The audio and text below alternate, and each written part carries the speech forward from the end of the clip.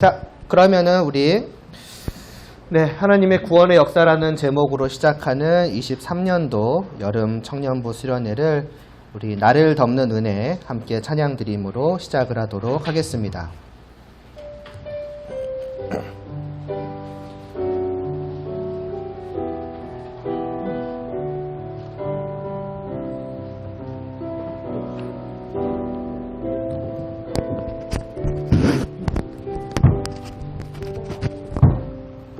죄 많은 나의 모습 속에서 주님을 기억하네.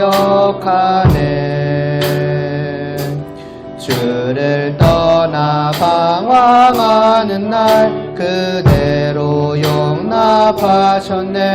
주님만 마음에 새기네. 내 안에 물든 세상을 벗고 보기를 선택하네. 주님 내가 무엇이기에 자신을 버리셨는지 거룩한 주님만 섬기네. 나를 묶는 죄가 더 이상 나를 묶지 못하고 주 십자가 나를 자유케 하네. 나를 덮는 은혜 영원토록 변함없으신 주 사랑이 나를 새롭게 하네. 죄 많은 나의 모습 속에서 죄 많은 나의 모습 속에서 주님을 기억하네. 주를 떠나 방황하는 날 그대로 용납하셨네. 주님만 마음에 새기네. 내 안에 물든 세상을 벗고 보기를 선택하네. 주님 내가 무엇이기에 자신을 버리셨는지 거룩한 주님만 섬기네. 나를 묶는 죄가 더 이상 나를 묶지 못하고 주 십자가 나를 자유케 하네. 나를 덮는 은혜 영원토록 변함없으신 주 사랑이 나를 새롭게 하네.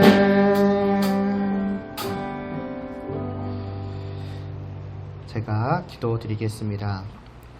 하나님 아버지, 저희가 이 수련회로 또 함께 모였습니다.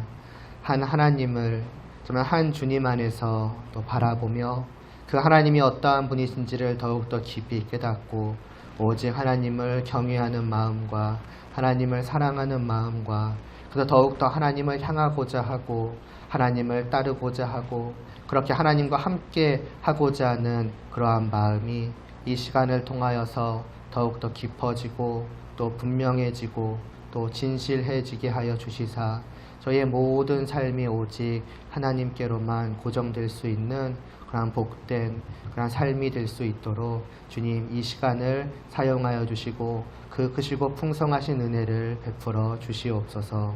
예수님의 이름으로 기도드리옵나이다. 아멘.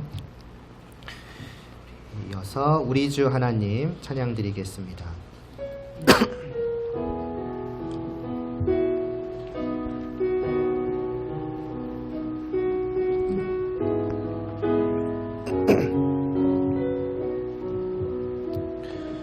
우리 주 하나님 큰 영광과 존귀를 받기에 합당하신 지금 여기 계신 하나님 온 천지 만물을 지으시고 다스리는 큰 권능과 능력으로 주의 말씀 이루시니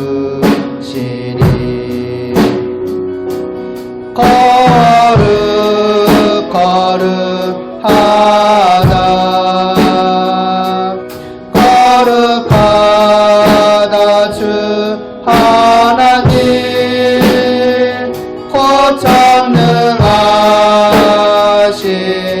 고전능하시니여 하나님 나라의 안에 주임제 하실 때 모든 만물 경배하리 어둠 권세 물러가네 오셔서 다스리소서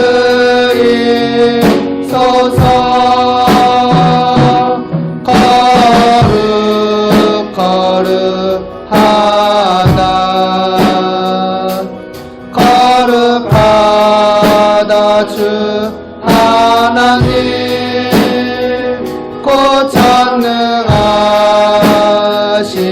고전능하시니여 하나님 나라의 안에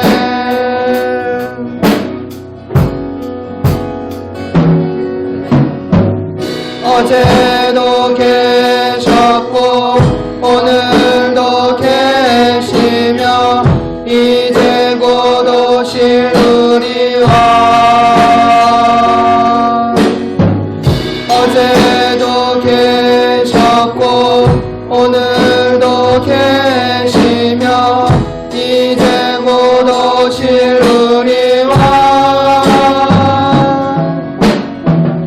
어제도 계셨고 오늘도 계시며 이제 곧 오실 우리와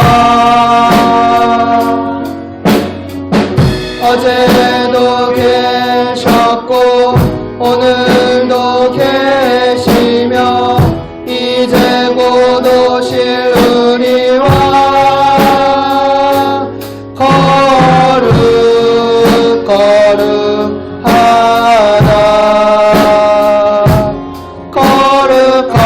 거룩하다 주 하나님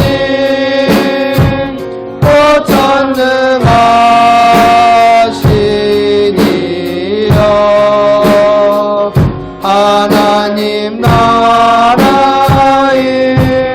아멘.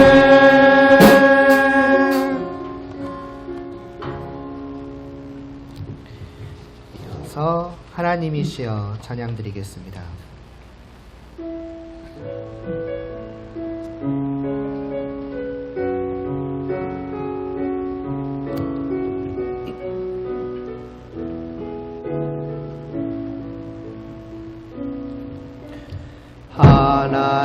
하나님이시여 하나님이시여 주는 나의 하나님이시로다 나의 몸과 마음 주를 갈망하며 이제 내가 주께 고백하는 말 여호와는 나의 힘 힘이요 여호와는 나의 구원이시니 내가 누구를 두려워하리요 여호와는 생명의 피난처시니 주의 인자가 생명보다 나음으로 내 입술이 여호와를 찬양하리 내 평생에 주를 찬양하며 주의 이름으로 내 손 들리라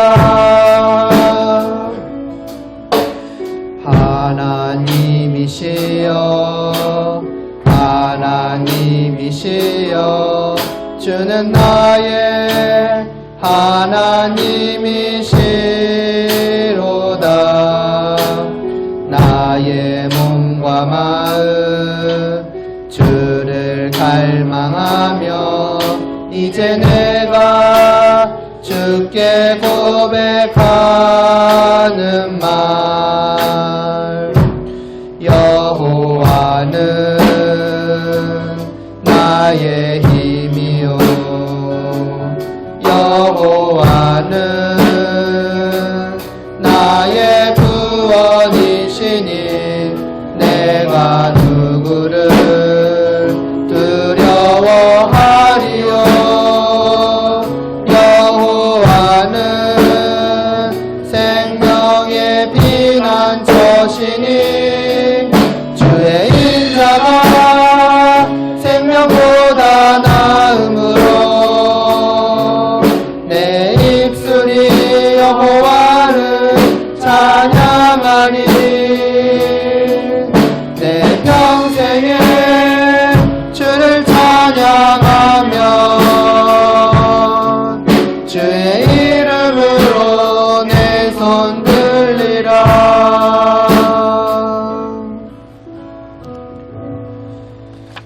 마지막으로 하나님은 우리의 피난처가 되시며 찬양 후에 이제 말씀을 보도록 하겠습니다.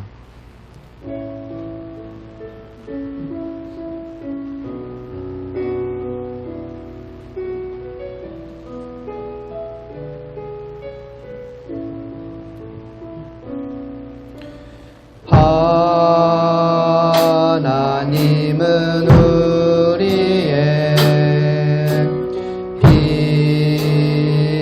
피난처가 되시며 환난 중에 우리의 힘과 도움이시라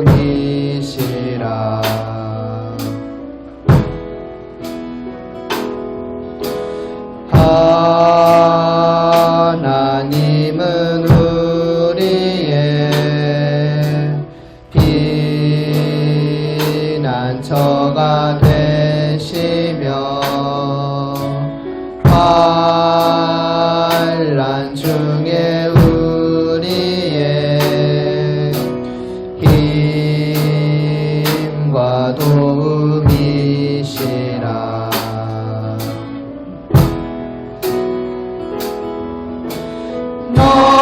너희는 가만히 있어 주가 하나님 되말지어다 열방과 세계 가운데 주가 높임을 받으리라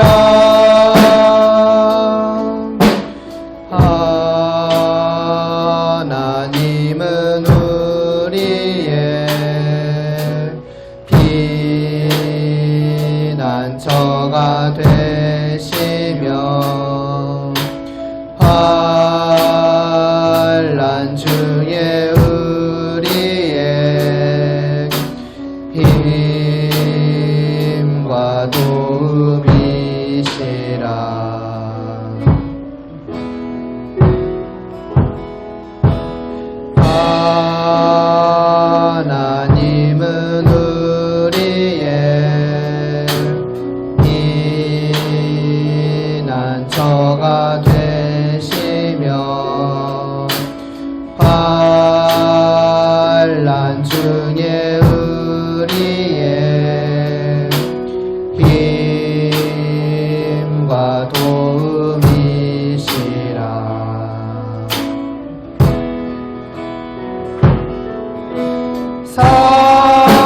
사랑합니다 내 아버지 찬양합니다 내 온 맘 다하여 선포합니다 예수 그리스도 주님 오심을 기다리며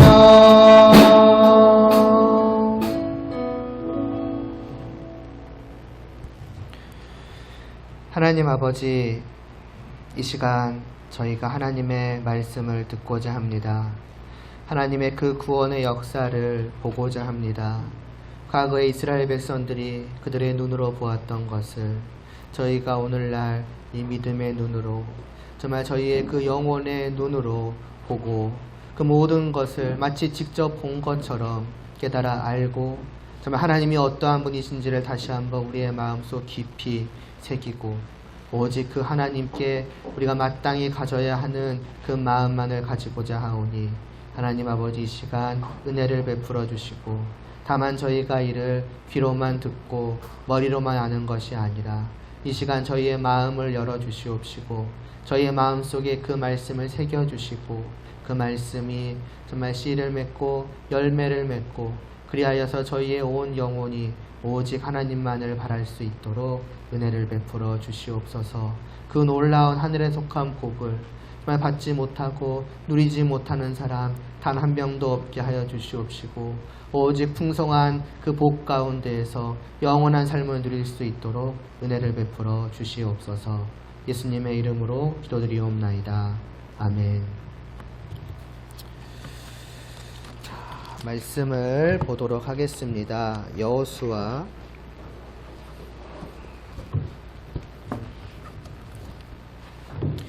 제일 마지막에 24장 보겠습니다. 그 첫 번째 페이지 펴셔도 나와요. 네? 네. 여호수아 24장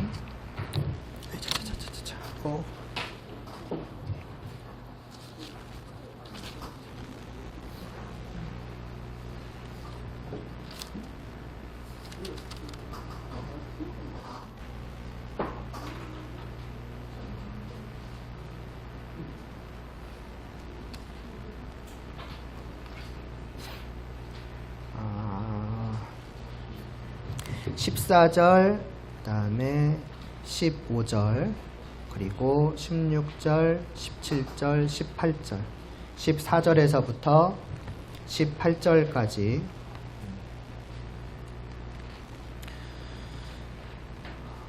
네, 함께 봉독하겠습니다. 14절에서부터 18절. 그러므로 이제는 여호와를 경외하며 온전함과 진실함으로 그를 섬기라. 너희의 조상들이 강 저쪽과 애굽에서 섬기던 신들을 치워버리고 여호와만 섬기라. 만일 여호와를 섬기는 것이 너희에게 좋지 않게 보이거든 너희 조상들이 강 저쪽에서 섬기던 신들이든지 또는 너희가 거주하는 땅에 있는 아모리 족속의 신들이든지 너희가 섬길 자를 오늘 택하라. 오직 나와 내 집은 여호와를 섬기겠노라 하니 백성이 대답하여 이르되 우리가 결단코 여호와를 버리고 다른 신들을 섬기기를 하지 아니하오리니 이는 우리 하나님 여호와께서 친히 우리와 우리 조상들을 인도하여 애굽 땅 종되었던 집에서 올라오게 하시고 우리 목전에서 그 큰 이적들을 행하시고 우리가 행한 모든 길과 우리가 지나온 모든 백성들 중에서 우리를 보호하셨음이며 여호와께서 또 모든 백성들과 이 땅에 거주하던 아모리 족속을 우리 앞에서 쫓아내셨음이라. 그러므로 우리도 여호와를 섬기리니 그는 우리의 하나님이시니이다 하니라. 아멘. 자, 우리가 드디어 이제 여호수아를 넘어서서 이제 사사기까지 이제 들어왔습니다. 우리가 이제 주일날 이제 복습은 어느 정도 했기 때문에 여호수아 대충 한 마지막 정도서부터 이제 시작을 해보자면은 출애굽 잠깐 언급을 해야겠네요. 출애굽 때 우리가 시내 산에서 하나님과 하나님의 백성들이 이제 언약을 맺죠. 특별한 관계가 되는 겁니다. 그러니까 하나님과 하나님의 백성이다라고 하면은 그게 어떤 관계인지 조금 이제 와닿지가 않을 수가 있기 때문에 종종 비유로 두는 것은 이제 결혼식이죠. 이게 어떤 관계냐라고 하는 것. 그러니까 하나님이 나의 하나님이 되시고 이 백성들이 나의 백성이 되는 거죠. 쉽게 말하면은 이 사람은 이제부터는 나의 남편이 되는 것이고 또 이 사람은 이제부터는 나의 아내가 되는 일종의 그러한 결혼식과 같은 것이다. 그것이 언약식이다 이제 말할 수 있을 것이고 그렇게 이제 언약 관계가 된 거예요. 조금 쉽게 생각해 보면 이제 부부 관계가 된 것이죠. 이제 부부 관계가 되었고 말하자면 정식으로 식을 올리고 부부 관계가 되었으니 이제부터는 그 둘이 함께 행복한 이제 신혼생활, 결혼 생활을 해 나아가야겠죠. 그것이 어디인가 말하자면 신혼집이 어디인가라고 했을 때에 이제 가나안 땅이었고 그래서 하나님께서는 그곳에 아주 하나님의 나라를 세우시는 것이죠. 신혼집을 이제 세우는 거예요. 그래서 여호수아서를 통해서 그 모든 전쟁을 하나님께서 다 이겨 나아가셨고 그리고 마침내 그 가나안 땅을 차지하게 하신 그 때에 이제 하신 말씀이 오늘 우리가 읽은 이제 말씀인 거죠. 그 교재의 70번에 이제 1번을 보면은 이제 요약하면은 이런 말씀들이 있는 거죠. 보세요. 내가 그들을 너희의 손에 넘겨주었고 이게 너희의 칼이나 활로 쌓은 것이 아니고 또 너희가 수고하지 않았고 건설하지 않았다. 그러니까 무슨 말이냐면은 다 하나님께서 하셨다는 거죠. 내가 너희를 위해서 이 땅을, 이 신혼집을 아주 만들었다는 거죠. 이 땅을 내가 싸워서 이겨서 너희에게 주었다라고 하는 거예요. 이 일에 있어서 너희들이 한 것이 아니라는 거죠. 이들이 칼이 있어서 힘이 좋아서 무기가 좋아서 그런 것이 아니라는 것은 우리가 저번 겨울 수련회 때에 이제 보아왔습니다. 온전히 하나님의 구원의 역사였다. 하나님의 손길이 아니라고는 그 자리에 있던 그 전쟁을 경험한 그 누구도 그것을 부정할 수 없었을 것입니다. 그들은 실제로 눈으로 본 거예요. 5나라가 함께 모여왔고 심지어는 나중에는 가나안 그 절반에 가까운 모든 나라들이 함께 모여서 그래서 해변의 모래떼와 같은 그러한 숫자가 사람 수와 같았는데 그런 전쟁에서 이겼다? 그건 불가능하죠. 자기들이 잘 싸운 것도 아니라는 것도 알아요. 온전히 하나님이 하셨다라는 것을 고백할 수밖에 없는 것이죠. 그리고 그 땅을 주셨고 거기에 나는 모든 것들을 주시면서 이제 말씀하시는 것이 가운데 말씀입니다. 그러므로예요. 언제나 그렇습니다. 언제나 하나님의 명령은 먼저 나오지 않아요. 먼저 하나님께서 우리에게 명령을 하시고 너가 나를 위해서 이렇게 하는 것이 마땅하지 않겠느냐? 그리하면 내가 너희에게 이러이러한 놀라운 것들을 주겠다라고 말씀하신 적이 없습니다. 언제나 하나님은 먼저 우리에게 모든 것을 다 하시고 그 뒤에 항상 그러므로로 말씀하시는 거예요. 내가 이러이러하게 다 하였다. 그러므로 너희는 이렇게 하는 것이 마땅하지 않느냐는 거예요. 그게 무엇입니까? 이제는 여호와를 경외하며 온전함과 진실함으로 그를 섬기라. 무슨 말입니까? 그 마땅한 것도 단순히 의무를 부여하는 것이 아닙니다. 하나님만을 섬기라는 것, 단순히 노예나 종과 같은 관계가 아니죠. 아까도 말했던 것처럼 언약 관계입니다. 말하자면은 결혼 관계인 거예요. 아내에게 요구하는 것, 남편으로서 내가 너를 위해 모든 것을 다 주었노라. 그러니까 아내 된 너여 무엇을 요구하는가? 요구하는 게 없어요. 딱 하나예요. 나를 사랑하라는 것. 오직 나만 바라보라는 거죠. 나만 바라보고 나와 함께 하자는 거예요. 그리고 하나님은 본인이 그럴 만한 분이심을, 마지막에 그럴 만한 절대적으로 완벽하시고 훌륭하시고 흠잡을 데 없으시며 이 세상에 있는 모든 다른 남편감들과 비교해 본다고 할지라도 하나님 외에는 눈에 들어올 만한 분이 없는 그런 분이심을 하나님은 충분히 보여주셨으니 그러라는 거예요. 나만 바라보라. 그게 무슨 요구입니까? 요청입니까? 의무입니까? 해라는 겁니까? 아니거든요. 그러면서 그걸 조금 더 그걸 좀 더 강조하시는 게 뒤에 있죠. 너희의 조상들이 강 저쪽과 애굽에서 섬기던 신들을 치워버리고 여호와만 섬기라. 다른 거 요구하는 게 아니에요. 다른 신들. 쉽게 말하면 다른 남편감들이죠. 다른 남자친구라고 해도 되겠네요. 다른 남자친구들. 심지어 그것들은 우상이죠. 존재하지 않죠. 그런 것들을 이제 다 치우라는 거예요. 맞아요. 그 관계들 싹 다 정리하라는 거예요. 오직 나만이 유일한 신임을 너희가 보지 않았느냐. 그러니 나만 사랑하라. 그 말씀을 하시니까 백성들이 뭐라고 하겠습니까? 너무한 요청이십니다. 내가 저 남자들을, 내가 저 사람을 얼마나 사랑하는데 그런 무리란 요구를 하십니까? 그러겠습니까? 그럴 리가 없죠. 분명하게 봤으니까. 아니, 보기 이전부터 이미 그들은 결혼한 사람이잖아요. 언약을 한 사람이잖아요. 언약을 했으니 그 뒤에 하나님께서 무엇을 보여주셨든지 이미 언약을 한 그 순간부터 그들 원래 그랬어야 되는 거예요. 오히려 하나님께서 지금 이걸 요구하신 것 자체가 굉장히 웃긴 일이에요. 사실 진즉 요구하시고 여기까지 데려오셨어야 되는데. 백성들이 이제 대답하죠. 이르되 우리가 혈단코 여호와를 버리고 다른 신들을 섬기기를 하지 않겠습니다. 바람피지 않겠다는 거죠. 당연한 얘기죠. 그래서 그들이 자기 입으로 다시 한번 고백해요. 이는 왜냐 하면 말하는 거예요. 우리 하나님 여호와께서 친히 우리 조상들을 인도하여 지금까지 하나님께서 지금까지 우리를 위해서 해오신 그 모든 것들을 저희가 보았으니 저희가 아무것도 한 것이 없고 아무런 자격이 없음에도 불구하고 하나님께서 전적으로 이 모든 것을 하시는 것을 저희가 지금까지 경험하여 왔는데 어찌 하나님 말고 다른 남자에게 한눈을 팔 수가 있겠습니까? 그런 일은 절대로 없을 것입니다. 다짐합니다. 그러면 새삼 다짐하는 거예요. 원래대로라면은 언약식 때 이미 다짐한 거 아니겠습니까? 오직 당신은 이 남편만, 오직 당신은 이 아내만 사랑하겠습니까? 예, 하는 게 언약식이잖아요. 사실 이미 그때 다짐은 끝난 거예요. 그럼에도 불구하고 하나님께서는 그 모든 하나님이 어떠한 분이신지를 다시 한번 언약을 맺은 그 아내에게 보여주시고 여기서 다시 한번 말씀하시는 거예요. 나만 바라보라. 그리고 말하는 거죠. 그러하겠습니다. 이게 여호수아의 마지막이에요. 그리고 사사기로 이어지는 거예요. 그럼 우리가 사사기에서 기대하는 것은 무엇이겠습니까? 이제 신혼집을 하나님께서 다 마련하셨으니 그리고 다시 한번 하나님의 백성들이 저 아내가 남편을 향하여 이제 저는 오직 저 신혼집에서 하나님만 바라보고 살겠노라고 다짐을 하였으니 이제 사사기에서 기대할 것은 행복한 아름다운 부부 생활이 이어지겠구나.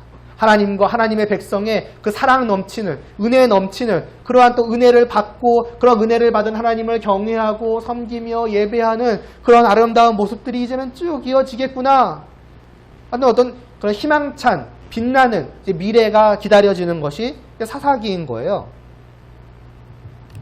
그리고 조금 더 이제 역사를 앞에서 돌려보면은 이제 이러한 하나님의 나라 안에서 이렇게 알콩달콩하게 살아가다가 하나님께서 자손의 자손을 보내주셔서 마침내는 창세기 3장 15절에서 약속하신 그 여자의 후손 곧 우리를 구원할 예수 그리스도를 보내주시겠구나 까지를 우리가 이제 기대하는 거죠.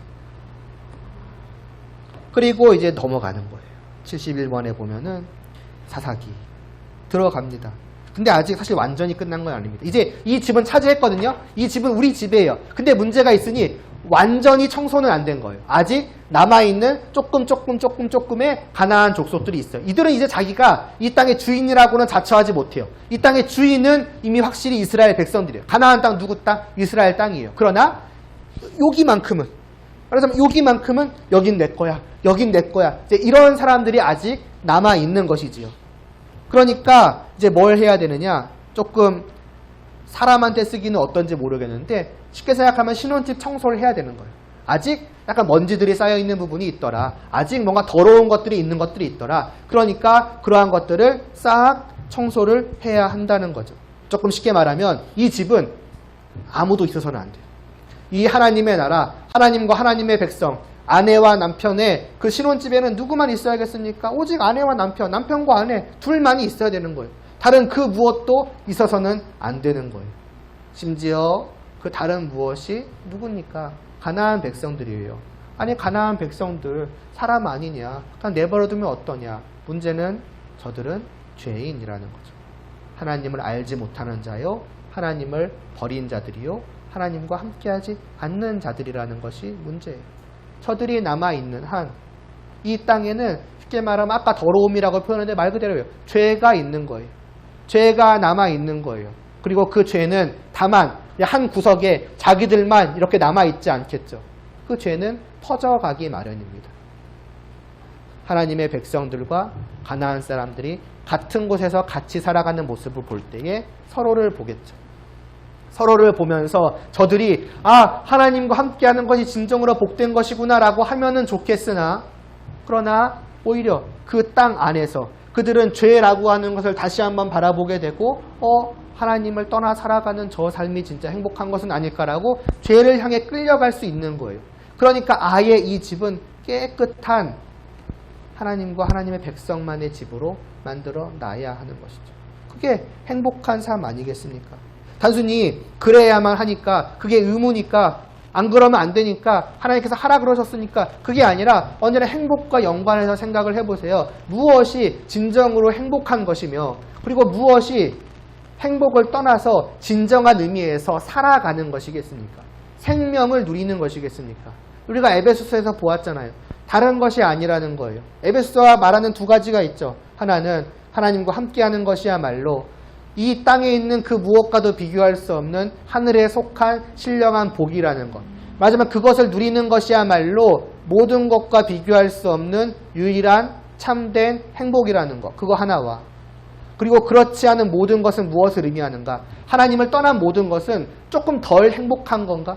좀 부족하긴 해도 이 정도면 행복해. 난 이 정도로 만족해 할 만한 것인가? 그런 것이 아니라 오직 하나를 말해요. 그 모든 것은 다 죽어 있는 것이라고. 살아있는데요. 말하자면 좀비와 같은 거예요. 살아있을 때 그것은 살아있는 것이 아닌 거예요. 자기의 죄악의 그 더러운 욕망을 쫓아 살아가는 그 모습들. 무엇이 선인지, 무엇이 옳은 것인지, 무엇이 정말로 좋은 것인지 알지 못하고 구하지 않아요. 보통 영화긴 하지만 영화 보면 아시잖아요. 좀비들은 다른 거 안 먹잖아요. 오직 시체만 파먹잖아요. 그 주위에 신선한 좋은 것들, 아니면은 구운 고기들이 아무리 있다고 할지라도 그들은 오직 그것만 먹는 거예요. 이쪽에 전혀 꽂히지가 않는 거예요. 완전히 이쪽을 향해서는 죽어 있는 것 같은 것이고, 그냥 시체들을 향해서만 살아가는 그것이 좀비이고, 그러한 모습들을 보면서 그래도 살아가니까, 어쨌든 나름대로 저기는 자기들이 좋아하는 거 먹고 살아가는 거 아니야? 그럼 나름대로 행복한 것이지. 꼭 우리 사람처럼 살아가야 돼? 저렇게 살아가는 것도 하나의 방법이야 라고 말할 사람은 없을 것입니다. 맞으면 그런 거예요. 그러니까 이 나라에서 오직 하나님과 함께 둘만이 서로를 바라보며 살아가는 것만이 유일한 행복인 것이고, 더 나아가서는 그것만이 하나님이 주신 참된 생명을 누리는 것이에요. 그것을 위해서 말하자면 신혼집 청소를 하는 거니 이것을 그냥 명령이니까 해야지, 하기 싫은데 해야지, 과연 그럴 수 있겠느냐는 거예요. 그렇지는 않는다는 것입니다. 심지어 더 나아가서는 이들에게는 또 의무도 있어요. 아까 말했던 거랑 비슷한 건데, 이 복은 이들에게만 주어진 복이 아니에요. 내가 여기서 아니죠. 아브라함 너와 너의 후손들만을 구원하겠다. 너희만 복되게 하겠다. 너희만 세상이 알지 못하는 이 복을 누려라. 그리고 저들을 비웃고 조롱하고 아니면 그냥 안타까워해라. 그게 아니잖아요. 그들은 복이 될 자들입니다. 그들 스스로가 먼저 복을 누린 자들이고, 그 복을 누리는 그 행복한 모습을, 말하자면 살아있는 모습을 그 좀비들 때 가운데에서, 이 곳을 벗어나면은 다 좀비 때인 거죠. 그들 사이에서 오직 한 사람으로 살아가는 한 나라를 세운 다음에 저들에게 보여주는 거예요. 시체만 파먹던 자들이 이쪽에서 사람이 살아가는 모습을 볼 때에 비로소 자기들이 깨닫는 거죠. 우리는 다 이런 것들을 먹으면서 이렇게 살아가는데 왜 저들은 저런 식으로 살아가지? 비로소 그때에 진정으로 살아있다라고 하는 것, 진정으로 복되다라고 하는 것이 무엇인지를 마주하는 거죠. 그리고 진정으로 저것이 행복한 것이 아닐까? 정말 살아간다는 것은 우리처럼 살아가는 것이 아니라, 쉽게 말해서 하나님 없이, 하나님과 함께하지 않고, 하나님을 사랑하지 않고, 하나님의 말씀 같은 거 모르고, 하나님의 뜻을 따르지도 않고, 그냥 우리가 원하는 대로, 지난 시간에 사람의 나라라는 얘기 하지 않았습니까? 그냥 우리가 우리를 위해서 우리 뜻대로 살아가는 것이 행복한 것이 아니고, 살아가는 것이 아니고, 바로 저것, 하나님의 나라 안에서 하나님의 다스림을 받으며 하나님을 위하여 하나님을 바라보며 하나님과 함께 살아가는 것이 진정한 행복이 아닐까라는 것을 전하는 거예요. 그리고 그 가운데에서 이걸 보고 축복하는 자들이 있는 것이죠. 나는 지금까지 이렇게 살아왔는데 당신들이 살아가는 모습이야말로 진짜라고 생각됩니다. 그러므로 나도 그 나라로 들어가고 싶습니다. 오게 하는 거예요. 맞아, 그 복을 전하는 거고 그 복을 받고 들어오게 하는 거예요. 그게 이스라엘 그 당시의 나라의 역할이었고 오늘날은 교회의 역할이라고 하지 않았습니까? 그러기 위해서는 이들은 분명히 그 모습을 보여야 하는 거예요. 이 땅 안에는 하나님과 함께하지 않는 그 죄악된 모습, 죽은 모습, 좀비와 같은 모습들은 남아있으면 안 되는 거예요. 그 나라를 이들은 세울 필요가 있는 것이죠. 그러하니 이것을 해야 하는 겁니다. 그래서 그 제 이제 1번 아래 보면은 사사기 1장 1절에 말씀하는 거예요. 여호수아가 죽은 후에 이스라엘 자손이 여호와께 여쭈어 이르되 우리 가운데 누가 먼저 올라가서 가나안 족속과 싸우리이까 하는 거죠. 심지어 이것도 여러분 잘 생각을 해보면은 자기들이 하는 게 아니에요. 하나님께서 야 언제나 그렇지만 비슷한 말씀 제가 종종 드렸을 거예요. 언제나 그렇지만 하나님은 야 내가 이만큼 다 하지 않았느냐. 내가 남편으로서 뭐랄까 성의를 보인 정도가 아니라 너를 위해서 내가 얼마나 많은 사랑과 은혜와 자비와 긍휼을 베풀었는지 너희가 보지 않았느냐. 여호수아 그 긴 시간 동안 사실 더 앞서잖아요. 시내산 출애굽기 그 앞에서부터 지금까지 너희를 위해서 해왔던 이 많은 역사들을 너희가 보지 않았느냐. 그렇다면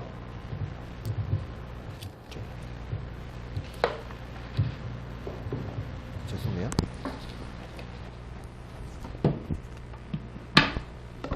그렇다면 너희가 하다못해 요만큼의 성의는 보여야 하지 않겠느냐. 이런 거죠. 야 내가 집을 지었으니 집을 너희가 주었으니 야 집 청소 야 그 정도는 너가 한번 해봐라. 그 정도의 어떤 나에 대한 사랑이라도 좀 보여봐야 하지 않겠느냐. 하나님은 결코 그런 식으로 말씀하시는 분이 아니세요. 그 집을 청소하는 그것도 이 이스라엘 백성들의 희생과 헌신에 달려있는 것이 아닙니다. 만일 그랬다면은 그 우리가 방금 읽은 말씀처럼 이들이 하나님께 여쭙는 일도 없었을 거예요. 누가 먼저 올라가리까? 만약 자기들이 하는 일이다? 그랬으면 자기들에게 달린 일이다? 하나님께 여쭐 필요가 뭐가 있겠어요? 우리끼리 하자. 하고 난 다음에 하나님 제가 이만큼 했습니다. 이렇게 했겠죠. 근데 아니에요. 이들은 하기 전에 하나님께 여쭤봤어요. 왜 그랬겠습니까? 이 일은 그러니까 이 일도예요. 이 일조차도 하나님이 다 하시는 거예요.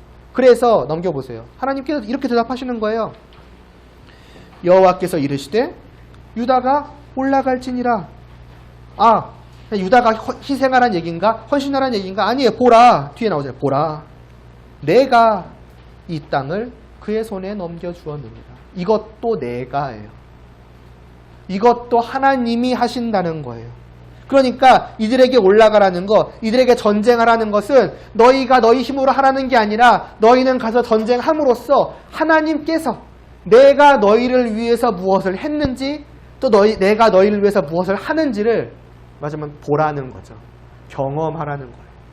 말하자면은 또 다시 여호수아서에 이어서 또 다시 하나님께서 자기 아내를 위해서 어떻게 일하시는지를 말하자면 이 아내는 남편과 함께 다니면서 받고 누리고 경험하고 보는 거예요.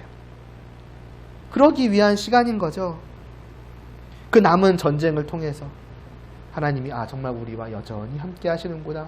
우리를 위해서 싸우시는구나. 그것도 그냥 뭐랄까 그냥 잘 싸우시는 그런 정도가 아니라 정말 온 세상 모든 것이 다 덤벼든다고 하여도 비할 바가 안 되시는 분이 나의 하나님이시구나. 그런 전능하신 하나님이시구나. 그런 분이 나의 남편이구나. 이런 것들을 이 시간을 통해서 이들은 또 다시 한번 확인하는 거예요.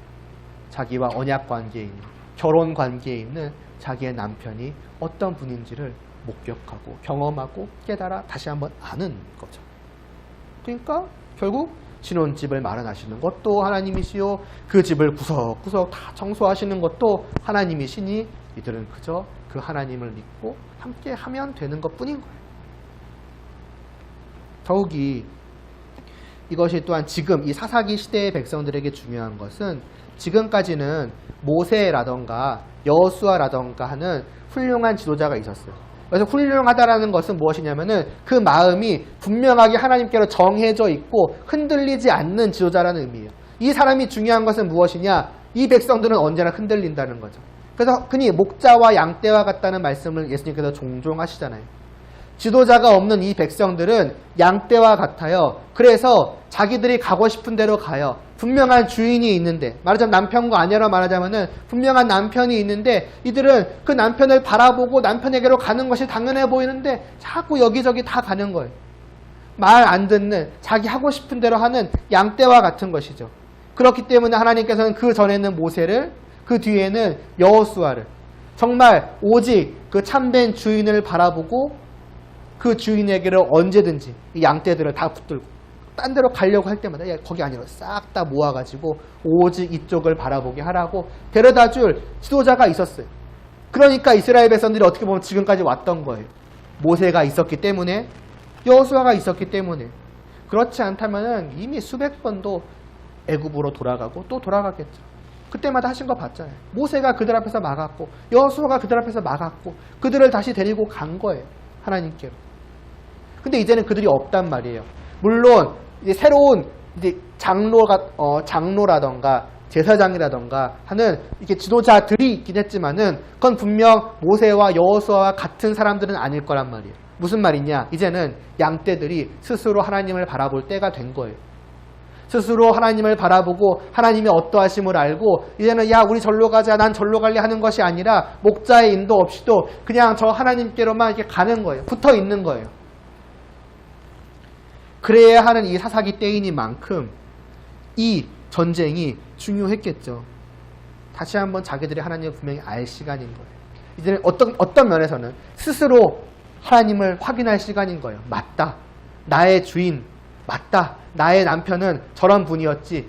경험하고 자기의, 물론 이전까지 자기 의지가 아니었다는 얘기는 아니지만은 그 어느 때보다 더 분명하게 각자가 자기들의 의지로 하나님을 바라보아야 하는 거죠. 그래서 하나님과의 관계 속에서 살아간다는 것, 하나님과의 언약의 관계를 맺고 살아간다는 것이 얼마나 복된 것이구나 하는 것을 이제는 스스로가 느끼고 그렇게 해나갈 필요가 있는 것이지요. 그래서 그것을 이 전쟁을 통해서 그들이 하나님을 알게 되었을 때에 그것은 이후로 사사기의 그 모든 시간을 통해서 하나님과 함께 사랑을 나누며 살아가는데 굉장히 중요한 기반이 되었을 것입니다. 그리고 잘 진행돼 가요. 3번으로 넘어가 볼래요. 유다가 올라가면 나오잖아요. 여호와께서 가나안 족속과 브리스 족속을 그들의 손에 넘겨주시니 그들이 10,000명을 죽였더라. 유다 자손이 예루살렘을 쳐서 점령하고 칼날로 치고 불살랐고 또 내려가서 산지와 남방과 평지에 거주해서 싸웠고 또 헤브론에 거주하는 가나안 족속을 쳤고 이렇게 했더라. 또 유다가 이번에 또 시므온과 함께 다른 지파 시므온과 함께 가서 스밧에 거주하는 가나안 족속들을 쳐서 그것을 점령하였더라. 이렇게 점령하고 하나님과 함께하는 그 전쟁을 경험해 가면서 하나님이 어떠하심을 알아가는 시간들이 계속 되어져 갔었어요. 정확히는 그런 줄로 알았었죠.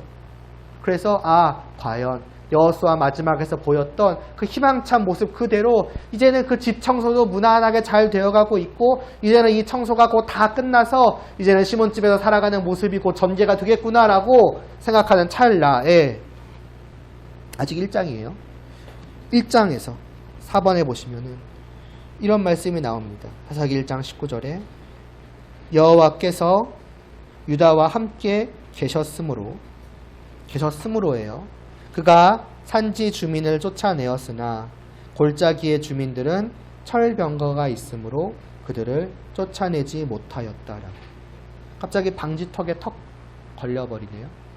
처음으로 이 전쟁에서 실패가 나온 거예요. 지는 것이 나온 거예요. 이기지 못했어요. 잠시 하나님께서 이들을 떠나셨는가? 그게 아닌 것은 이미 시작부터 말씀해요. 여호와께서는 유다와 함께 계셨더라. 그런데 철병거가 있었기 때문에 하나님께서 이들과 함께 하셨지만 철병거 때문에 이들을 쫓아내지 못했다. 무슨 의미일까요? 하나님이 다른 건 다 이겨도 철병거는 이기지 못하시는 분이었을까요? 아니 그랬다면 애당초 가나안 전쟁이 성립이 안 됐었겠죠. 가나안 이미 전체 나라들, 전체 모든 땅과 싸워 이겼는데 그들이 철병거가 없었겠습니까?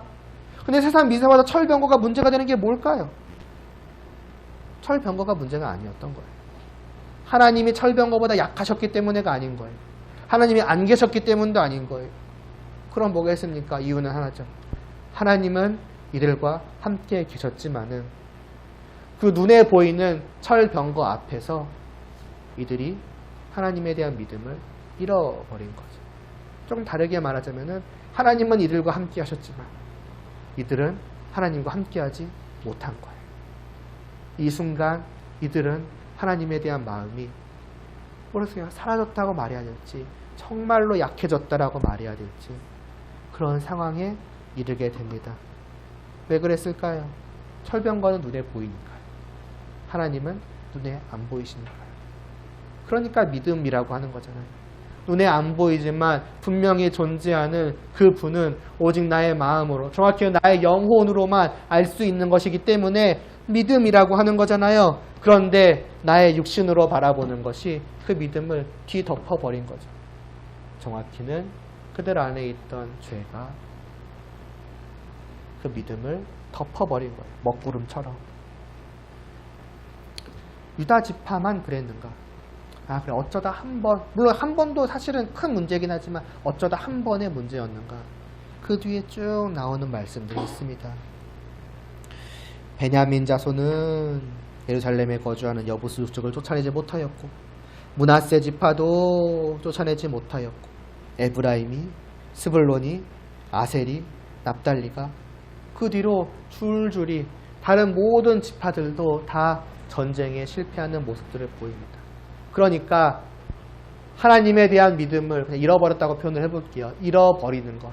하나님을 믿지 못하게 된 것. 하나님을 떠나게 된 것. 그들과 함께 하시는 하나님과 그들의 관계가 그들 쪽에서 단절시켜버린 것과 같은 그러한 것은 단순히 이스라엘 12지파 중에 어느 한 작은 문제가 아니라 온 이스라엘 전체의 문제라는 거죠. 그러니까 조금 쉽게 생각을 해보면은 이스라엘 전체 지파를 한 명의 아내라고 생각을 하면 되는 거예요.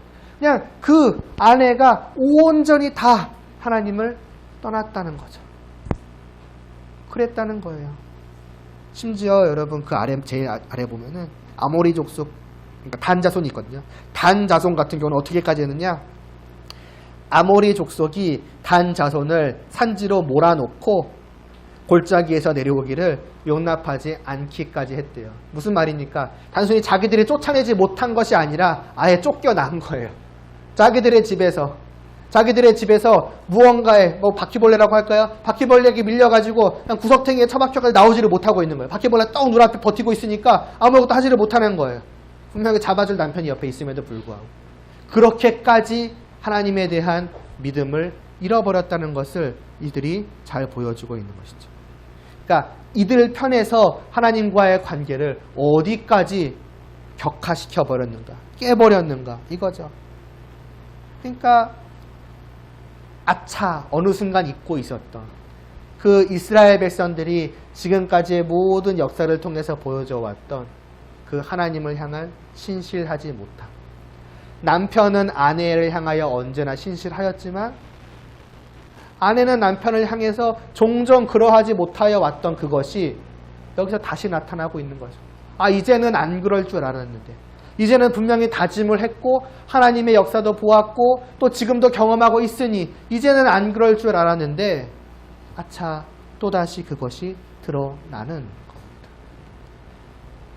그래서 어떻게 하십니까? 하나님은 그 아래 보시면 여호와의 사자가 길갈에서부터 복임으로 올라와 말하되 내가 너희를 애굽에서 올라오게 하고 내가 너희의 조상들에게 맹세한 땅으로 들어가게 하고 또 내가 너희와 함께한 언약을 영원히 어기지 아니하였다. 그랬죠. 그러셨잖아요. 또 그러하실 것이고 그러므로 하나님께서 딱 하나 너희는 이 땅의 주민과 언약을 맺지 말며 그들의 제단을 헐라. 어쩌면 이것도 앞에서 다른 남편 보지 말라는 것과 연장선상인 거예요. 그들을 다 몰아내라고 다른 남편을 사귀는 저자들, 물론 그 다른 남편은 존재하지도 않는 우상이지만 그들과 함께하는 그 모든 것들은 치워버리라고, 그들이 섬기는 제단도 다 허물라고, 단 그거 하나 나만 보라고 요구하였거늘 너희가 내 목소리를 듣지 아니하였으니 어찌하여 그리하였느냐. 맞으면 그렇게 생각하면 돼요. 이것은 하나님께서 미리 말씀하신 거기도 하지만은 그 순간도 말씀하시는 거야. 말하자면 그 전쟁의 순간 속에서 그들이 어떻게 보면 그 마음이 움츠러들 때 순간적으로 쪼는 거죠. 바퀴벌레 앞에서. 근데 그때마다 하나님께서 말하자면 그들에게도 말씀해 오신 거예요. 걱정하지 마라. 내가 있다. 내가 너와 언약을 맺은 너의 하나님이다. 내가 너와 결혼을 한 너의 남편이다. 내가 지금까지 다 하지 않았느냐. 내가 너희와 함께 있다. 그러나 이들은 듣지 않은 거예요. 그들의 마음으로, 그들의 영혼으로, 그들의 믿음으로 들었어야 할 그 눈에 보이지 않으시지만 분명히 존재하시는 그들의 하나님의 그 음성을 이들은 못 들은 거죠. 아니 안 들었다고 하는 게 더 정확할 수 있겠네요. 눈 감고 귀 막고 마음으로 영혼으로 귀 막고 그냥 안 듣고 그냥 물러난 거예요. 나는 나 혼자야. 근데 저거는 내가 처치할 수 없어. 이렇게 돼버린 거죠. 왜 그랬느냐. 그러므로 내가 또 말하기를 내가 그들을 너희 앞에서 쫓아내지 않을 것이다 라고 말씀을 하십니다. 이들에 대한 그 신실하지 못한 이들의 그 죄에 대한 하나님께서 책망을 하시고 거기에 대한 벌을 하시는 거죠. 그러니까 하나님의 나라에서 하나님과의 신혼집에서 단 둘이서 행복하게 살아가는 것이 코앞에 있었는데 이들의 불신실함으로 말미암아서 맞으면 그 집에 낯선 외부인이 남아서 활개치고 다니고 있다가 말해도 좋고 여기저기 먼지가 그대로 묻어있는 채로 남아있는 그 집에 지금 이들은 있게 된 거예요. 이 말씀을 듣고 그때서야 이들은 슬퍼하고 또 제사를 드리고 그러나 남은 가나안과의 전쟁은 이렇게 끝이 납니다. 해결되지 않은 채 그대로 남아있는 거예요. 하나님께서 그렇게 이들을 벌하신 거죠. 그러니까 희망차 보였던 하나님과의 그 신혼 생활이 어떻게 이게 1장이잖아요. 시작에서부터 삐걱거리는 모습을 하는 모습을 보여주는 거예요. 자, 그럼에도 불구하고 이것이 완전히 어두컴컴한 것이 아닌 것은 그러나 어쨌든 시작된 거예요. 결코 하나님께서 이제 너는 끝이다. 너는 그냥 이 집에 남아서 저들과 살아라. 나는 이혼이야. 너를 떠날래 라고 하신 것이 아니에요. 이러이러하지만 그러나 여전히 하나님은 이들과의 관계를 맺어주셨고 그냥 이제부터 살아가시겠다는 거예요. 그러니까 신혼생활을 해가시겠다는 거예요. 이렇게 남겨놓으셨지만 그러니까 무엇입니까? 여전히도 하나님은 이들에게 신실하신 거예요. 여전히도 이들을 붙들고 있는 거예요. 이 아내가 남편을 향해서 그러하였음에도 불구하고 하나님은 이 아내를 놓지 않으시고 함께 하시고 함께 이제는 이 집에서 생활해 가시는 거죠. 그런 면에서는 희망차죠. 심지어 이스라엘 백성들도 이런 하나님의 말씀 앞에서 원망하거나 불평하거나 그래요? 그럼 나도 그냥 내 마음대로 살래요. 어떻게 남편이 나한테 그래? 나 살고 싶으면 살 거야 라고 한 것이 아니라 슬퍼하며 울었고 하나님 앞에 제사를 드렸어요. 충분히 자기의 그 잘못을 하나님 앞에서 신실하지 못했던 그 자기의 죄를 회개를 한 것이에요. 그 말은 무엇입니까? 다시 그 마음을 돌이켰다는 거죠. 다시 하나님을 바라보았다는 거죠. 그리고 자기가 하나님의 백성임을 하나님의 아내임을 상기시킨 것이고 그래. 비록 내가 이런 것을 또 잘못을 했지만 그러나 나는 여전히 하나님의 아내이니 하나님이 그렇게 허락해 주셨으니까 긍휼을 베푸시니까요. 나는 이제부터 그렇게 살겠습니다라고 이들은 말하자면 다짐한 거예요. 그러니까 비록 삐걱거리기는 했지만 그러나 긍정적으로 보자면은 결국 그러니까 조금 더러운 신혼집에서 그래도 다시 서로 바라보며 행복하게 살아가면은 되는 것 아니겠습니까? 그러면 되는 거예요. 문제는 이스라엘이 그렇게 했을까 하는 거죠. 이어지는 72번, 그러니까 사사기 2장은 그 뒤에 사사기 그 마지막까지 이어지는 그 전체 말씀을, 전체 내용을 하나로 요약한 것입니다. 그러니까 사사기 전체의 그 몇백 년의 역사를 하나로 요약하여서 이 2장에 압축시켜서 말씀하는데, 보세요. 이제는 살아가는 얘기예요. 이스라엘 자손이 여호와의 목전에 하나님 보시는 그 눈 앞에서 악을 행했다라고 하죠. 뭘 합니까? 바알들을 섬기고 또 애굽 땅에서 그들을 인도하여 내신 그들의 조상들의 하나님 여호와를 버리고 다른 신들 곧 그들의 주위에 있는 백성의 신들을 따라서 그들에게 절하며. 그러니까 그런 거예요. 그들 주위에 있는 그 백성들을 볼 때에 왜 그런지 알 수 없지만은 그냥 저 좀비대로 살아가는 저 모습이 그렇게 좋아 보일 수가 없는 거예요. 이들의 눈에는. 그래서 저들이 이 사람으로서 살아가는 모습을 보고 나도 사람이 되고 싶어, 저렇게 살고 싶어 하는 게 아니라 이들이 저 모습을 보고 나도 좀비떼처럼 되고 싶어 하게 되는 거예요. 그렇기 때문에 사실은 이 나라를 깨끗하게 청소하는 것이 필요했던 건데 아니나 다를까.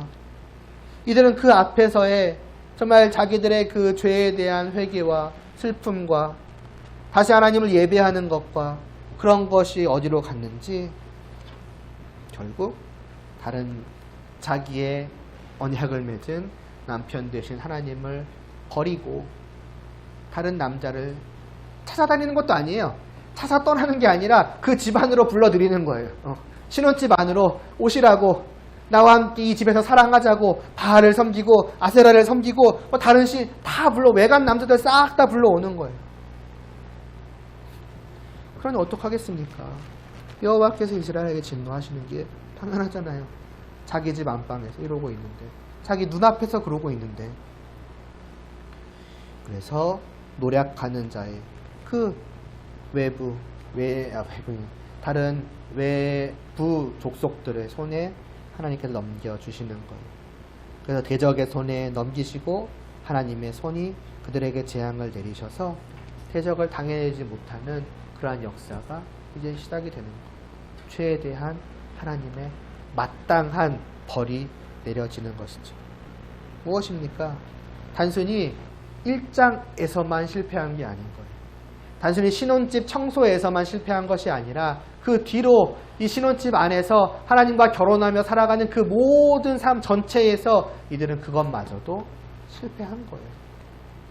아까도 말했잖아요.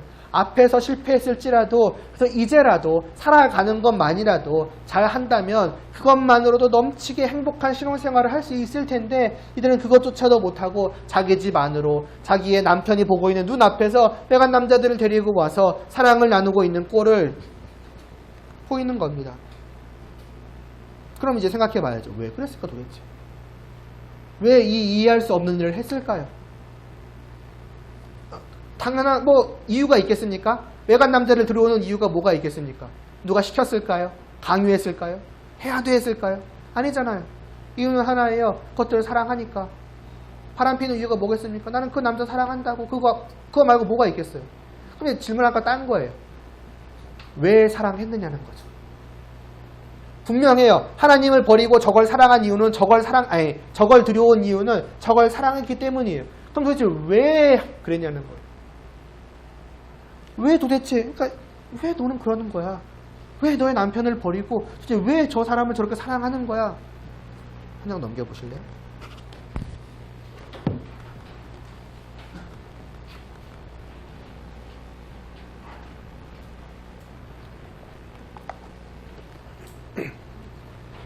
이유는 간단합니다. 내복한 말씀 보시면 이 잠깐 여호수아 때 얘기를 잠깐 해요. 백성이 여호수아가 사는 날 동안과 여호수아 뒤에 생존한 장로들 곧 여호와께서 이스라엘을 위하여 행하신 모든 큰 일들을 본 자들이 사는 날 동안에는 여호와를 섬겼더라라고 합니다. 무슨 말입니까? 여호수아 세대 사람들은 하나님을 섬겼대요. 왜 그랬을까요? 그 아래 답이 나옵니다. 그 세대 사람도, 오직 하나님을 신실하게 섬겼던 그 세대 사람도 다 조상들에게로 돌아갔고, 그 후에 일어난 다른 세대는 여호와를 알지 못하며 여호와께서 이스라엘을 위하여 행하신 일도 알지 못하였더라라고 합니다. 딱 하나의 이유. 왜 저를 사랑해? 왜 하나님을 사랑하지 않아? 이유는 하나님을 알지 못하였기 때문이라고. 하나님을 안 세대들은 하나님을 알았기 때문에 하나님을 섬겼어요.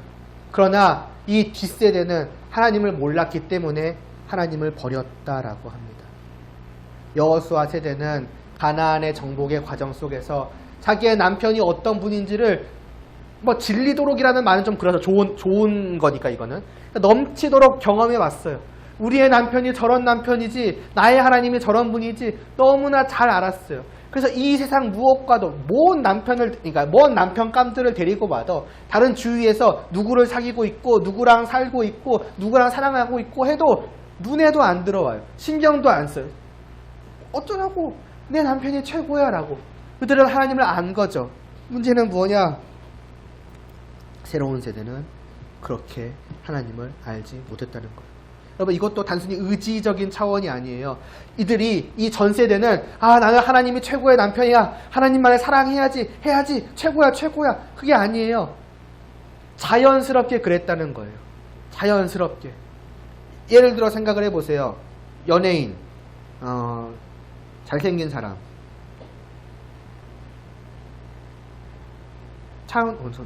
예를 들어서 차은우가 있고 차은우가 있다고 생각, 그리고 제가 있다고 생각을 해봐요. 여러분, 그러면은 내가 차은우를 봐야지 저 사람이 멋져 해가지고 봅니까? 자연스럽게 이쪽으로 눈이 가죠. 그러겠잖아요. 왜 그렇습니까? 그거는 단순히 의지적인 문제가 아닌 거예요.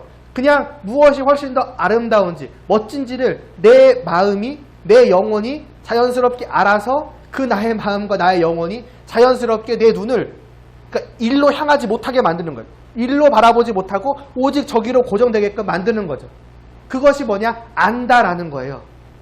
단순히 머리로 들었기 때문에 차은우는 잘생겼대, 차은우는 멋있대, 그렇게 알아가지고 지식이 있어가지고 차은우는 멋있다 그러더라고, 그러니까 나 이거보다 요걸 봐야지 하는 게 아니라 그냥 아는 거예요. 내 마음과 내 영혼. 무슨 말씀 드리는지 알 거예요. 하나님을 안다는 것은 이런 거예요. 이 뒷세대 사람들이 하나님에 대한 지식이 없었겠습니까? 그 전 세대가 하나님을 그렇게 알고 있는데 하나님에 대한 말씀을 안 전했겠어요. 여호수아 자기 때죠. 그러니까 우리 때에 하나님께서 뭘 하셨는지 알아? 가나안 5나라가 합쳐도 하나님이 쓸어버리시더라고. 북부에 북부가 남는지 모르겠는데 그 전체 나라가 다 들어왔거든. 근데 하나님의 손길이 있거든. 한 방에 그냥 들어오죠.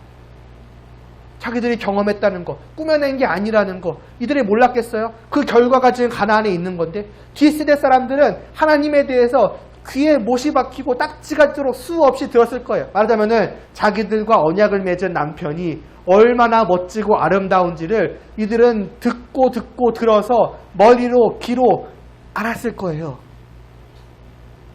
근데 뭡니까? 그들이 그 마음으로, 그 영혼으로 알지 못했던 거예요.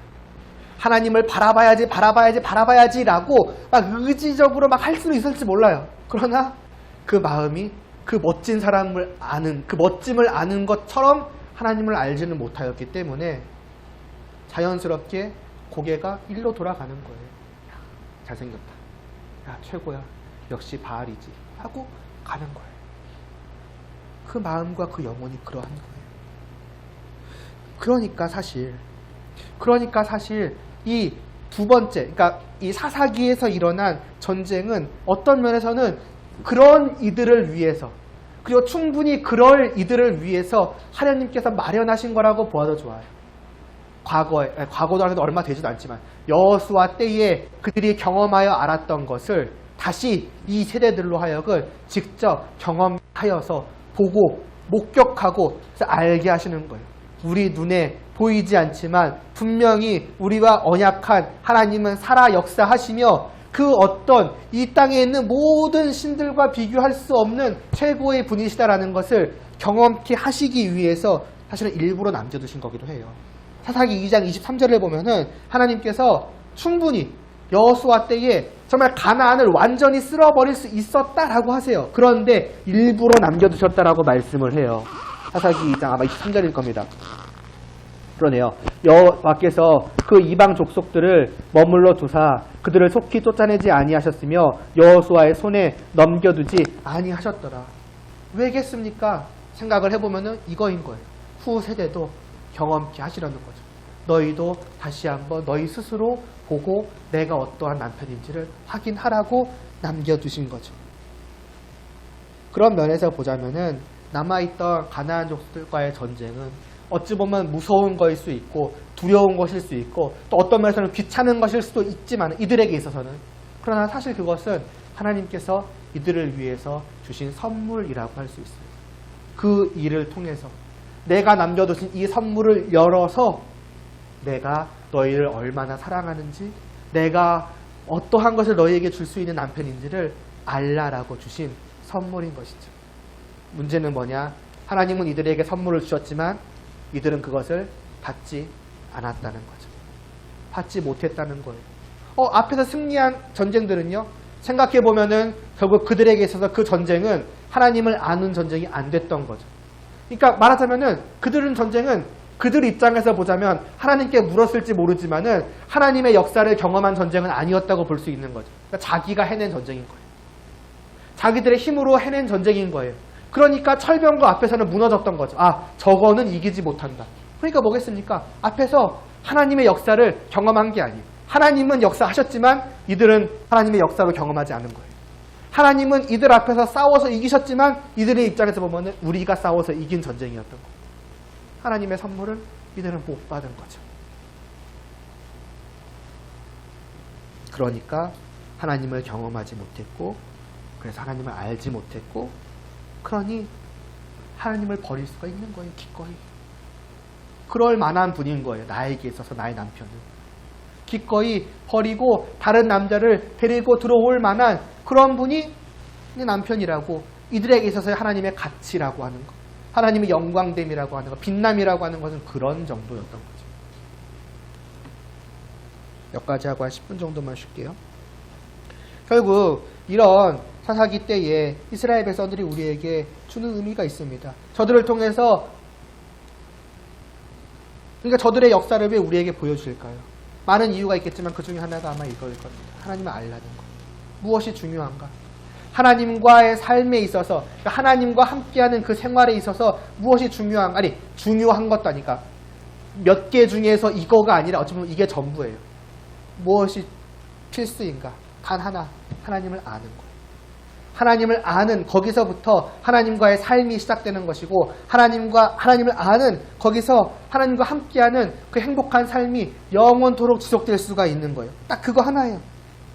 그렇지 않겠습니까? 남편의 사랑스러움을 알지 못하는데 어떻게 남편을 사랑하며 살아갈 수 있겠어요?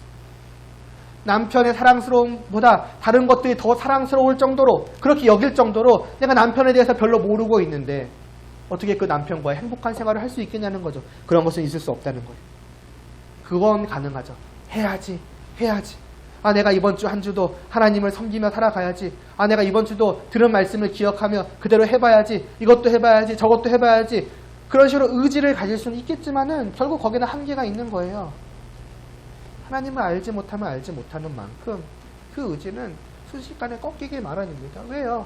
의지만으로 살아가기에는 그냥 내가 좋아하는 것들이 얼마나 많은데, 아까도 얘기했잖아요. 내 의지를 가지고 강호사님만 봐야지 하기에는 옆에 있는 차은우가 너무 빛나 보이는 거예요. 전 자연스럽게 아무리 의지를 가지고 하더라도 그냥 순간적으로 이렇게 돌아갈 수밖에 없는 거잖아요. 너무 자연스러운 거예요. 그게 하나님을 알지 못하는 자들의 한계인 거예요. 조금 다르게 말하면 그게 결국 내가 지금 과연 얼마나 하나님을 알고 있는지를 그냥 보여주는 바로미터라고 할까요? 라고 생각하시면 돼요. 결국 지금 나는 하나님을 안다고 하고 있는데 결국 내 마음이 자연스럽게 이쪽으로 끌리는 것을 보니 그러면 나에게 있어서 아직 하나님은 그 정도구나. 이거인 거죠. 그리고 그것은 분명히 지식의 문제만은 아니라는 거예요. 내가 말씀을 잘 몰라서, 물론 그것도 있을 수 있겠죠. 그러나 충분히 듣고 잘 알고 있다고 할지라도 결국 그것이 여전히 내 안에 지식으로만 남아있는 것이고, 나의 영혼으로, 나의 그 영혼을 살리고 내 믿음을 더욱더 깊이 하는 데까지는 아직 미치지 못한 것이죠. 그러니까 여기에만 남아있는 거죠. 이런 의미에서 때로 하나님께서는 우리에게 말씀도 하시지만은 때로는 여러 가지 일들을 경험케 하실 때가 있을지도 모릅니다. 예를 들자면은 고난과 같은 것도, 어려움도, 그러한 것을 하나님께서는 때로는 사용도 하시는 거예요. 이스라엘 백성들과 같이 말이죠. 저들에게 그것을 하신 것을 나를 경험하여 알라는 것 아니겠습니까? 때로 하나님께서는 그런 식으로 우리에게 베풀어 주시기도 한다는 거예요. 그것을 그냥 고난인가? 때로는 당연히 버릴 수도 있어요. 때로는 그것이 나의 죄에 대한 벌일 수도 있지만 때로는 그것을 통과해서 이거 그렇잖아요. 이스라엘 백성들에게 맨 처음에 주어진 이 전쟁은 벌이 아니었잖아요. 그저 하나님을 경험하게 하기 위한 선물이라고 본다면은 꼭 고난이 무조건 죄에 대한 벌인가? 그건 아니라는 거죠. 때로는 그것이 우리로 하여금 다시 한번 하나님을 바라보도록 하고 맞다. 나의 하나님이 이런 분이지 내가 머리로 들어 알았던 것을 내 마음과 영혼으로 깨달아 알게 하기 위한 그런 것일 수도 있다라는 거죠. 물론 그러한 일들 가운데 꼭 무슨 기적과 같은 일이 필요한 것은 아닙니다. 홍해 바다가 갈라져야만 하나님이 주신 고난을 하나님을 알게 하는가? 그렇지는 않죠. 전쟁도 전쟁 자체는 어려운 것이지만은 그 전쟁의 승패는 어쩌면 자연스러운 싸움이 결과입니다. 사람과 사람의 부딪힘이요, 무기와 무기의 부딪힘이요, 어떤 기적이 있어서가 아니라 그냥 이들도 그냥 자기들이 어떻게 보면 칼로 싸워서 이겼을 거예요. 그러니까 그냥 자연스러운 일상으로 흘러갔다는 거죠. 그러니까 자연스러운, 그러니까 뭐랄까 기적과 같은 특이한 것이 아니라 그냥 흔히 세상에서 볼 수 있는 그러한 사건들의 흐름으로 자연스럽게 경험되어져 갈 수가 있는 거예요. 중요한 것은 그것을 하나님의 역사로 아느냐 모르느냐죠. 그 순간 그것을 하나님이 주신 선물로서 내가 받아서 이 모든 자연스러운 흐름 속에 내가 경험한 이 어떻게 보면 아무런 특별할 것 없는 그런 이 일 속에 사실은 하나님의 역사가 있던 것이었구나. 사실 그 모든 것이 하나님의 손길이었구나. 과연 나의 하나님은 이런 분이구나 라고 하는 것을 깨달아 아는 것이 중요한 것이죠. 그 뒤에 나오는 룻기도 어떻게 보면 그런 겁니다. 자연스러운 일상의 모든 배후에 하나님이 계시다라고 하는 것을 하나님을 룻기를 통해 보여주시는 건데 여기서도 마찬가지입니다. 그러므로 중요한 것은 그것을 놓치지 않는 게 중요한 것이고 경험해도 놓쳐버린다면 이스라엘과 같이 되는 것이죠. 이 모든 것을 그저 내가 하는 것으로 알고 하니 그 뒤에 어떠한 사건이 부닥쳤을 때에 하나님을 찾고 구하지 않으며 그 뒤에 하나님과 함께하는 삶에 있어서도 경험하지 못했고 나는 경험했지만 경험했다고 생각하지 않으니까 경험하지 못했고 알지 못하였으니 그냥 다른 것들로 다시 끌려가는 그러한 삶이 계속되는 것이니 그러하니 여러분 우리는 분명 이 일을 위해서 기도해야 하는 겁니다. 하나님 제가 그러한 것들을 주실 때에 놓치지 않게 하여 달라고 그것들을 깨달아 알 수 있게 해달라고 그래서 그 모든 일들을 통해서 하나님을 알지 못하는 자로 남아있지 않게 하여 주시고 하나님을 알 수 있게 하여 주시옵소서라는 그러한 간구가 분명히 우리에게는 필요한 것이며 또한 꼭 사건이 있어야만 하는가 이러한 그러니까 실제적인 경험이 있어야지만 그것만이 하나님의 선물인가? 또 그것도 아니죠. 어찌 보면 그거는 도구 중에 하나일 뿐이고 그리고 우리가 익히 잘 알다시피 하나님이 무엇보다도 사용하시는 도구는 하나님의 말씀입니다. 말씀을 통해서 하나님이 우리에게 하나님을 알게 하시는 것과 어떠한 사건을 통해서 하나님을 알게 하시는 것과 본질은 다르지 않아요. 일어나는 일도 다르지 않아요. 홍해바다가 갈라지는 걸 경험하면 하나님을 더 깊이 깨달아 알고 홍해바다가 갈라졌다는 말씀을 들으면은 하나님을 덜 깊이 깨달아 알고 그런 거 없습니다. 똑같습니다. 여름스러운 때인가 이번 여름인지 작년 겨울인지 모르겠는데 홍해바다를 건넌 이스라엘 백성들이 3일 만에 하나님께 원망하고 불평한 거 보셨잖아요.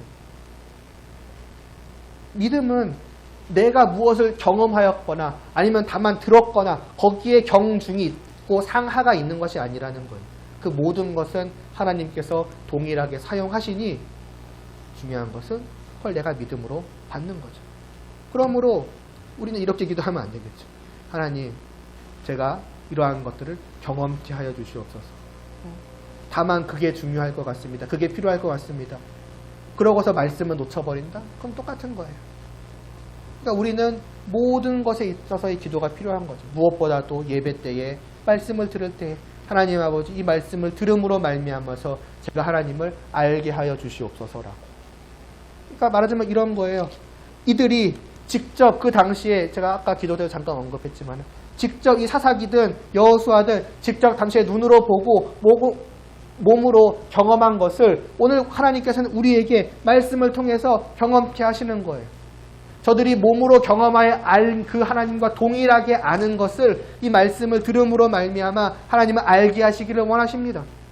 그렇다면은 마땅히 우리는 말씀을 들을 때에도 간구할 필요가 있는 것이고 말씀을 듣고도 간구할 필요가 있는 것이고 한 주를 살아가는 동안에는 또 삶 속에서 하나님께서 그렇게 하여 주시도록 또한 간구드릴 필요가 있는 것이지. 이러한 것들이 필요하다. 다시 말해서 저 구약의 이스라엘 백성들 하나님을 경험하였음에도 불구하고 하나님을 알지 못할 때에 경험은 빼도 됩니다. 하나님을 알지 못할 때에 이 백성들이 어떻게 되는가가 너무나 분명하게 드러났으니 오늘 우리가 똑같은 전철을 밟지 않아야죠.